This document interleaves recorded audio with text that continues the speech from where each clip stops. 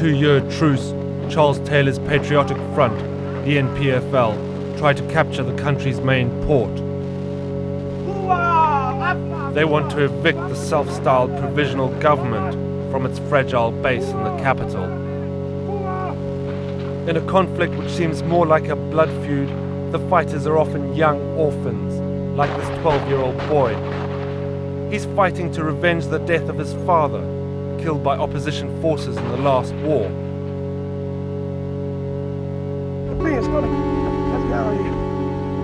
But the nature of this civil war is changing. The NPFL's main enemy now is the seven-nation West African Peacekeeping Force. On the horizon, heavily armed Nigerian jets on a bombing raid over rebel positions around Monrovia. In a grotesque reversal of its supposed mandate, the peacemakers of ECOMOG have gone on the offensive. Far from bringing peace, the ECOMOG soldiers have simply aggravated this conflict and added to the casualties. And they've increased the rebels' cannabis-fueled determination to defend the 90% of Liberia they currently hold. I don't want to listen to no ceasefire from any radio. I'm going to here to listen to my leader. If he comes here and tells me, say, ceasefire, I'm going to ceasefire. And what do you compliment me? But we are our brothers. When they say ceasefire, we win the ceasefire.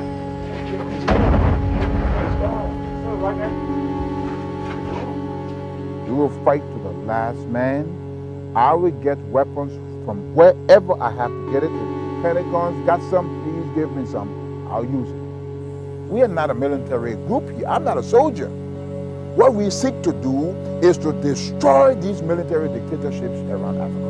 And that's that child killer virus. If the civilians can throw out the army, wow, we are in trouble. That's that virus. Well, I love it. At the Firestone rubber plantation north of Monrovia, there's more evidence of ECOMOG's growing involvement in the war against Taylor. A month ago, Nigerian peacekeeping planes bombed and strafed the factory, site of the world's largest plantation. 41 people were killed, more than 100 were injured. The jets dropped cluster bombs on the workers' quarters as well as the factory. The American director can't understand why. It's horrible. It's a devastating experience to witness something like this. I would find it hard to think that what we are engaged in here would have any value other than something that would be to the well-being of the world. Why am I telling you these things? It's because if you leave Liberians alone to solve their problems, they will be solved. But because we gotta follow all these NGO money, they tell us what to do. We do it, and while we kill ourselves up, they steal our gold, diamond, timber, rubber, and everything and ship it out of here. And we stay here, ignorant people, sick all the time, the mosquito biting us, everything happening. We can't grow rice. We in the street talking about rice, blaming everybody for it. And then riding up and down in air-conditioned cars, going somewhere for 6 weeks to de-dramatize. And the people of Liberia suffer. Why? Because Liberian people do not hold together. All we've seen is civilians walking up and down. Basically, that's all that's happening over here. Not too much fighting down here. Whenever some fighting starts to happen, pretty much the civilians clear out of the area.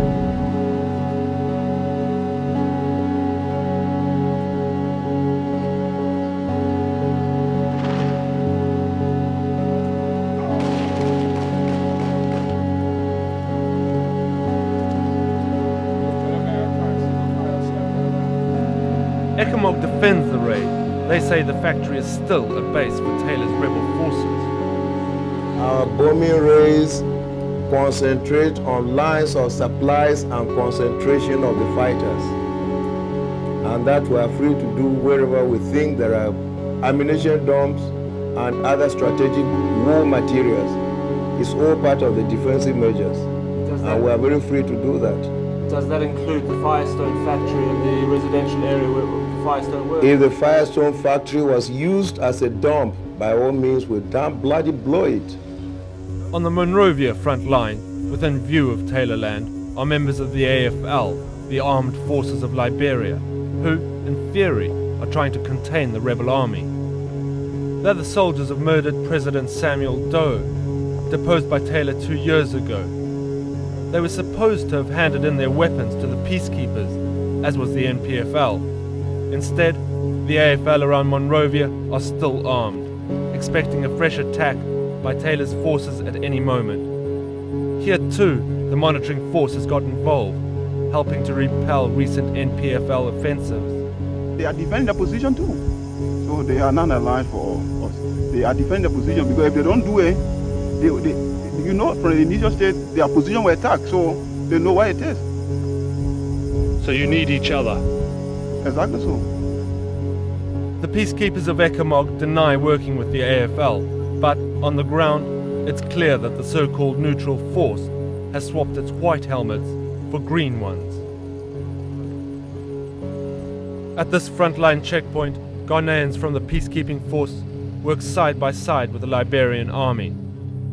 It's as if the UN joined forces with one of the warring factions in Bosnia, fatal to any idea of impartiality.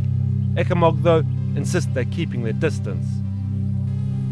We have a Ghanaian unit in that place that is somewhere distinct from where AFA is fighting, so they're not fighting alongside.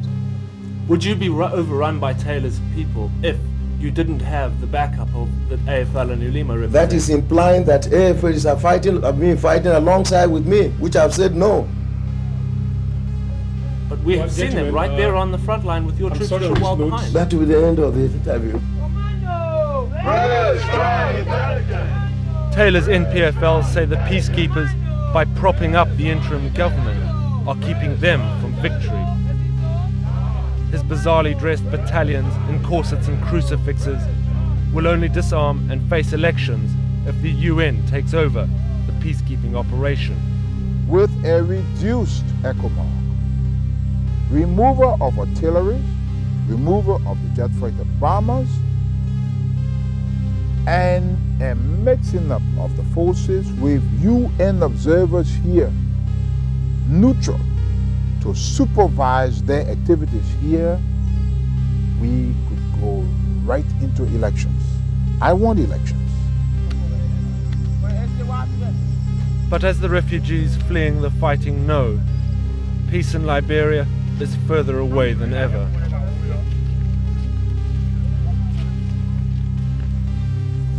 Among the casualties, 5 American nuns, reportedly killed by Taylor's troops last month during a gunfight.